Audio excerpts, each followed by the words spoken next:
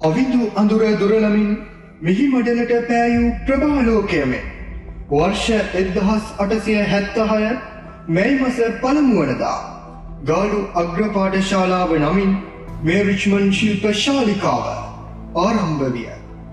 George පෝ දේවගතිතුමන්ගේ උදාරතර සංකල්පය පෙරදරිව ඇරඹී මෙවිදුහල එතෙන් පටන් පුරා සියවසකුත් තවත් දශක 5කට ආසන්න කාලයක් සකල විද විද්‍යාවන්ගෙන් සුවහසක් රිච්මන්ඩ් වරුන්ගේ නැනස පෑදීය.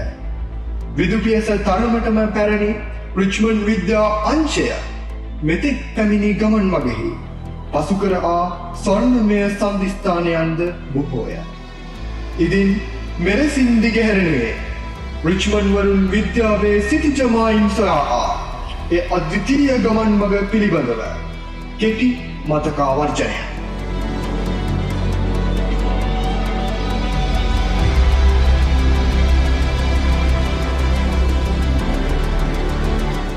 රසායන විද්‍යාව, ස්වභාවික විද්‍යාව සහ ගණිතය යන විෂයන්ට අත්පුත් තබමින් පළමු අධ්‍යයන වර්ෂයේදීම සිය ධාරකයන් විද්‍යාවෙන් පෝෂණය කිරීමට රිච්මන්ඩ් මෑනියන් උත්සුක වූයේ මෙසිරිලක තුළ විද්‍යා අධ්‍යාපනය ආරම්භ කළ මුල්ම පාසල් ද්විතය අතරට එක්වෙමිනි.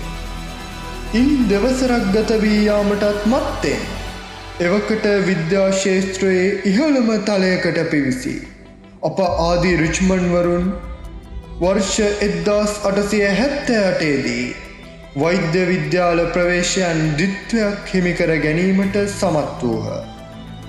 එතනින් නොනවතී කීර්තිමත් රිච්මන්ඩ් වර එස් තෝමස් ද සිල්වා 1887 දීත් පීද එස් කුලරත්නයන් 1909 දීත් ලංකා ගණිත ත්‍යාගය හිමිකර ගැනීමට සමත් විය.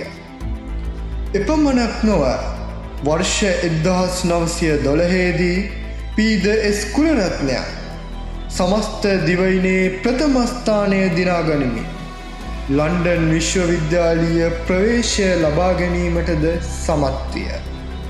රිච්මන්ඩ් මෑනියන්ගේ ශ්‍රේෂ්ඨතම පුත්‍රරත්නයක් වූ නිදහස් අධ්‍යාපනයේ පීතෘවර CWW කන්නංගරයන් 1903 දී කේම්බ්‍රිජ් විශ්වවිද්‍යාලීය ප්‍රවේශය හිමි කරගන්නේ අන්තර්ජාතික වශයෙන් පැවති ජ්‍යෙෂ්ඨ අංක ගණිතය විභාගයෙන් ලොව ප්‍රථම ස්ථානය දිනා ගනිමිනි.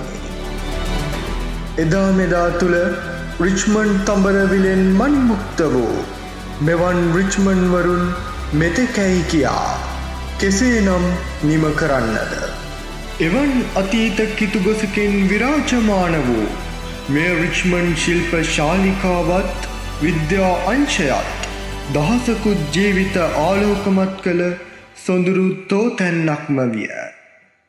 වික්මැති ඔබ නිති සැරදේවා රිච්මන්ඩ් නාමය බැබලේවා.